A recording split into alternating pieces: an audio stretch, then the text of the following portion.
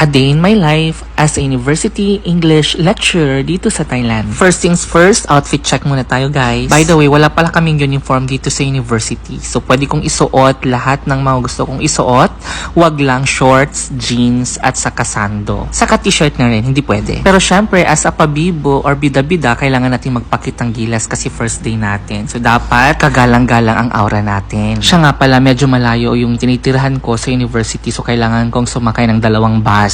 Medyo nakakapagod pero carry lang. So first day ko, hindi pa ako nakapag-breakfast. Buti na lang at may 7-Eleven dito sa loob mismo ng university. So syempre, as usual, yung favorite nating binibili sa 7-Eleven. Isa sa mga pinakagusto ko dito sa bago kong workplace ay yung atmosphere niya, napaka-refreshing. Kaya kahit maglakad ka at libutin mo yung buong university, hindi ka talaga mapapagod kasi madami kang masisilungan. So ito pala yung building namin. Welcome to Faculty of Industrial Technology noon, pero ngayon nadagdagan na ng isang program, kaya Faculty of Engineering and Industrial Technology na siya. So since first day ko, hindi ko alam kung saan ako pupunta, kung saan ang office, something like that. So chinat ko yung katutubo na kakontak ko para makapag-login na rin ako. So ito pala yung office namin. At yan yung table ko. Bale, 4 kaming lecturers dito sa office, all boys. Pero yung isa hindi masyadong naglalagay kasi may office siya sa taas. Actually, wala naman talaga akong ginawa pa ngayong first day. Nagpakita lang talaga ako at kumain. At kunwari, nagbisi-bisihan, ganun. May sarili pala kaming desktop provided ng university at pina-update ko na rin yung MS Office niya para makapag-start na ako magtrabaho. So mga bandang alas 10 na to, pumunta ako dun sa liaison officer kasi pupunta kami sa labor office. And dito sa university ay nagkalat din ang mga cafe.